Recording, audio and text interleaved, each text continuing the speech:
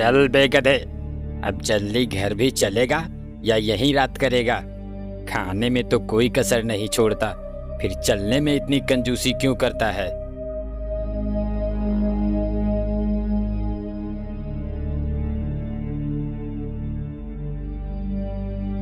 आह, आह, मर गया रे। इस धोबी ने तो कपड़े लाद लाद कर मेरा कचूमर निकाल दिया है। हे भगवान, मुझे इस धोबी से बचाओ, मुझे इस धोबी से बचा लो भगवान। इस तरह से गधा जब भी बोझा लाद कर आता तो कराहते हुए भगवान को याद करता। एक दिन ले खा खा खा के तो गैंडा हो गया है, लेकिन काम करने में तेरी नानी मरने लगती है। फटाफट खा ले और चल, कपड़े लेने जाना है।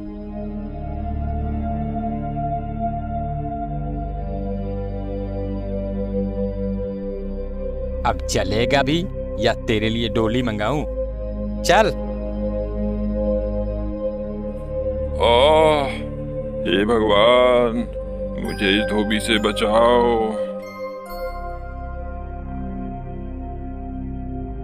यह गधा रोज मुझे सच्चे मन से याद करता है। इसकी भक्ति ने मुझे प्रसन्न कर दिया। अब मुझे इसको दर्शन देना चाहिए। ऐसा सोच भगवान उस गधे के सामने प्रकट हुए। मैं तुमसे बहुत प्रसन्न हूं गधा, कहो क्या बात है? तुम इस तरह से मुझे रोज रोज क्यों ध्यान करते हो? तुम्हारे मन में जो भी कामना है मुझे बताओ, मैं उसे पूरा करने के लिए आया हूं। हाँ, ये कौन आ गया भगवान बनकर?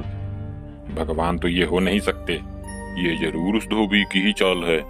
ये वही है जो मुझे भगवान बनकर ठगना चाहता है। अरे क्या सोच रहे हो गधे? मांगो, क्या मांगते हो? मैं सोच रहा हूँ प्रभु कि मैं आप जैसा नहीं हूँ। गधा हूँ पर मूर्ख नहीं हूँ। मुझे समझ में आती है भगवान में और धोबी में फर्क। मैं उतना बेवकूफ नहीं हूँ। अब मैं तुम्हें कैसे विश्वास दिलाऊं गधे? अगर आप सही में भगवान हैं तो बताइए, सभी जानवरों के तो सींग है, मेरे सींग क्यों नहीं है? तुम्हारा सींग मेरे पास है, ये देखो। मेरा सींग आपके पास है? इसका मतलब आप सच में भगवान हैं?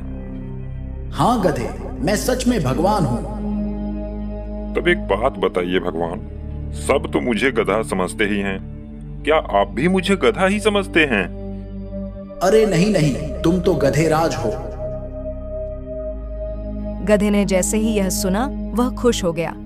फिर गधे ने कहा, भगवान, मुझे अब इस धरती पर रहने की लालसा नहीं है। मुझे भी अपने साथ स्वर्ग ले चलें प्रभु।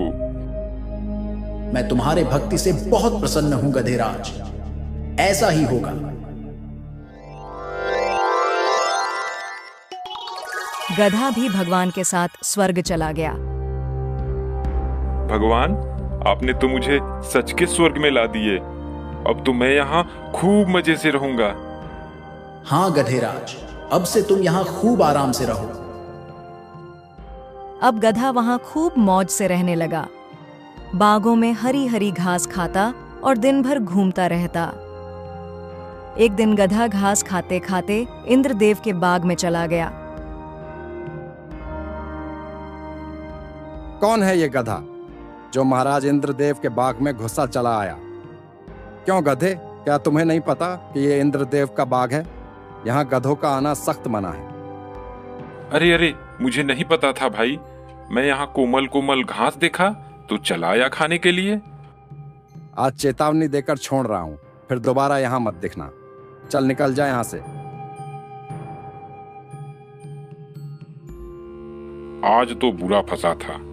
वो तो अच्छा हुआ कि उसने मुझे घास खाते नहीं देखा था। कुछ दिन बीतते हैं। अब गधे को वहां बहुत अकेला सा लगने लगा था। एक दिन भगवान उसका हाल चाल जानने आए। क्यों गधेराज, दिन तो मौज से बीत रहे हैं ना? वह बहुत उदास और मायूस होकर भगवान से कहता है, भगवान, मैं यहाँ बिल्कुल अकेला हूँ। मुझे मेरे साथियों की बहुत याद आ रही है। अगर उन्हें भी आप यहाँ बुला लें तो बहुत अच्छा रहेगा भगवान। जैसी तुम्हारी इच्छा गधेराज, तुम्हारे साथियों को भी बुला लाता हूं। ऐसा बोल भगवान अंतर्ध्यान हो गए और पृथ्वी से कुछ और गधों को लेकर वहां गए। ये लो गधेराज, मैं तुम्हारे साथियों को भी ला दिया। अब इन सब के साथ तुम्हारा मन भी लगा रहेगा। अब गधा बहुत खुश हुआ।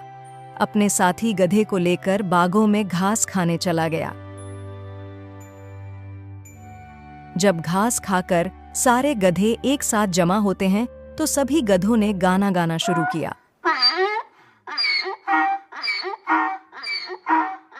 सभी गधों ने अपने आवाज से पूरे स्वर्ग को संगीतमय बना दिया।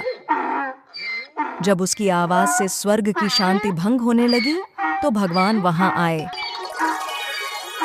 ये तुम क्या कर रहे हो गधेराज? तुम्हारे कारण स्वर्ग की शांति भंग हो रही है।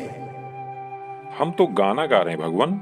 हमारे गाने से मन को शांति मिलती है भगवान।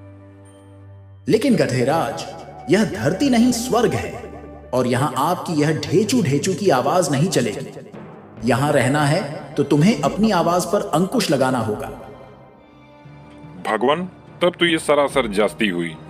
क्या हमें बोलने का अधिकार नहीं मिलेगा? फिर मैं अपने सुरीली आवाजें किसको सुनाऊंगा? गधेराज, तुम्हारे आवाजों से हमारे ध्यानों में विघ्न पड़ रही है। ये हमारी आखिरी चेतावनी समझो और इस पर अमल करो। भगवान, अगर ऐसी बात है तो मुझे नहीं रहना है यहाँ। हमें हमारे धरती पर भेज दो। वहाँ हम लोग कम से कम आजादी से बोल तो सकते हैं। जैसी तुम्हारी इच्छा गधेराज। जब तुम्हारी इच्छा धरती पर ही जाने को है तो इसमें मैं क्या कर सकता हूँ? चलो, मैं तुम्हें धरती पर भेज देता हूँ। गधे ने जब धरती पर जाने की बात सुनी तो वह खुशी से झूमने लगा। तभी चल उठ जा गधे, कब से लगातार चिल्लाया जा रहा है, हैं? न जाने दिन में सोया सोया कौन सा सपना देखता रहता है। गधा घबरा कर उठता है। हाँ, क्या मैं ये सब सपने में देख रहा था? अब चल जल्दी से खाना खत्म कर और फिर कपड़ा लेने जाना है। और हाँ, दोबारा सो मत जाना। चलो, सपने में ही सही स्वर्ग के दर्शन तो हो गए, लेकिन मुझे स्वर्ग से अधिक प्यारी यह धरती ही है। अब से मैं इच्छा भर के सबको अपने गाने तो सुना सकता हूँ। मुझे उस धुएं से क्या मतलब हिरण भाई? वह तो अपना गधा भाई उस धुएं को देखकर डर गया और इधर से दौड़ते हुए जा रहा था। उसे लगा कि शायद जंगल में आग लग गई। वह अपनी जान बचाने के लिए भाग रहा था। अब तक तो वह न जाने कितनी दूर निकल गया होगा। तो तुमने उसे रोका क्यों नहीं? तुम्हें उस मूर्ख गधे को रोकना चाहिए था। भरतपुर के जंगल में कई सारे जानवर रहते थे। उनमें एक गधा भी था। गधे का मानना था कि जंगल में उसके जैसा समझदार जानवर कोई है ही नहीं। वह हर समय उटपटांग हरकत करता और बिना मतलब की बातें सोचता रहता। कभी कभी उसके सोच के चक्कर में तो जंगल के जानवर भी फंस जाते थे। एक दिन, भाई वाह, आज तो हरी हरी घास खाकर मजा आ गया। मेरा पेट तो भर ही चुका है। अब इस पेड़ की छांव में थोड़ा आराम कर लूं, फिर आगे चलूंगा। ऐसा सोच गधा पेड़ के नीचे बैठकर आराम करने लगा और आराम करते करते इधर उधर की उटपटांग बातें सोचने लगा। मेरे जैसा बुद्धिमान इस जंगल में कोई नहीं, तभी तो समस्या आने से पहले मैं उससे बचने का रास्ता निकालता हूं। जैसे मान लेता हूं मैं यहां बैठा हूं और जंगल में आग लग जाए तो मेरा क्या होगा? मैं तो बेमौत ही झुलस के मर जाऊंगा। तभी उसकी नजर जंगल के दूसरे छोर से उठ रहे धुएं पर पड़ी। धुआं देखकर गधा घबरा गया। अरे, यह तो सचमुच जंगल में आग लग गई। इसका मतलब अब मैं मारा जाऊंगा? नहीं नहीं, इससे पहले कि आग मुझे अपनी चपेट में ले ले, मुझे यह जंगल छोड़कर किसी सुरक्षित स्थान पर भागना चाहिए। ऐसा सोच गधा घबरा कर उठा और तेजी से भागने लगा। गधे को इस तरह बेतहाशा भागते एक सियार ने उसे देखा। वह गधे को रोकते हुए पूछा, अरे क्या हुआ गधे भाई? तुम इस तरह से क्यों भागे जा रहे हो? कोई खजाना मिल गया है क्या? अरे फालतू की बातें मत करो, कोई खजाना लेकर नहीं भाग रहा, मैं अपनी जान बचाकर भाग रहा हूं। वह देखो, पीछे जंगल में आग लगी है। इतना बोल गधा फिर भागने लगा। सियार ने देखा तो उसे कुछ दूर धुआं उठता हुआ दिखाई दिया। अरे हाँ, यहाँ तो सच में आग लगी है। धुआं देखकर सियार भी घबरा गया। उसे भी डर हो गया कि कहीं वह इस आग में घिर ना जाए। यह सोचते ही वह भी गधे के साथ भागने लगा। भागते भागते सियार को कुछ सूझता है और वह रुक जाता है। कहीं मैं गलत तो नहीं कर रहा हूँ? हो ना हो मैं कहीं उसी कहानी को तो नहीं दोहरा रहा हूँ जिसमें पेड़ से पपीता गिरने पर हिरण ने समझ लिया कि जंगल में कोई खतरनाक दानव आ गया है और बचने के लिए वह स्वयं तो भाग ही रहा था, उसके पीछे दूसरे जानवर भी बिना सोचे समझे भागे जा रहे थे। नहीं नहीं, मैं उस आग को बिना देखे यकीन नहीं करूंगा। मुझे उस धुएं के बारे में पता लगाना होगा कि आखिर वह धुआं कहां से और क्यों उठ रहा है। ऐसा सोच सियार उठ रहे धुएं की दिशा में चल पड़ा। कुछ दूर जाने पर उसे एक हिरण मिला। हिरण को देखकर सियार रुका और उससे पूछा, हिरण भाई, क्या तुम ये बता सकते हो कि वह धुआं कहां से और क्यों उठ रहा है? हिरण ने धुएं की तरफ देखकर कहा, वह धुआं तो झरने के पास से उठ रहा है। झरनों के किनारे खरगोश, लोमड़ी, बंदर और हम चारों दोस्त पिकनिक मना रहे हैं। हम लोग वहीं आग जलाकर बाटी चोखा बना रहे हैं। लकड़ियां कम होने से मैं इधर लकड़ी लेने आया था, परंतु यह सब तुम क्यों पूछ रहे हो? मुझे उस धुएं से क्या मतलब हिरण भाई? वह तो अपना गधा भाई उस धुएं को देखकर डर गया और इधर से दौड़ते हुए जा रहा था। उसे लगा कि शायद जंगल में आग लग गई। वह अपनी जान बचाने के लिए भाग रहा था। अब तक तो वह न जाने कितनी दूर निकल गया होगा। तो तुमने उसे रोका क्यों नहीं? तुम्हें उस मूर्ख गधे को रोकना चाहिए था। उसे रोकने की छोड़ो, एक पल के लिए तो मुझे भी उसने डरा ही दिया था। परंतु सियार भाई, यदि उसे नहीं रोका गया तो ऐसे भागते भागते सभी जानवरों को वह आतंकित करता जाएगा और जंगल में बिना मतलब की भगदड़ मच सकती है। हमें उसके पीछे जाना चाहिए और उसे रोककर सच्चाई बताना चाहिए। हाँ, तुम ठीक कह रहे हो हिरण भाई, हमें गधे को रोकना चाहिए। ऐसा बोल हिरण और सियार दोनों उसी दिशा की ओर दौड़े जिधर गधा भागते हुए गया था। काफी दूर जाने के बाद उन्हें गधा दिखा।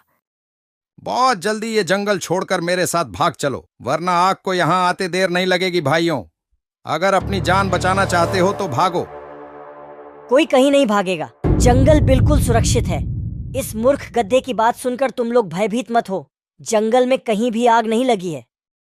हाँ भाइयों, हम वहीं से आ रहे हैं।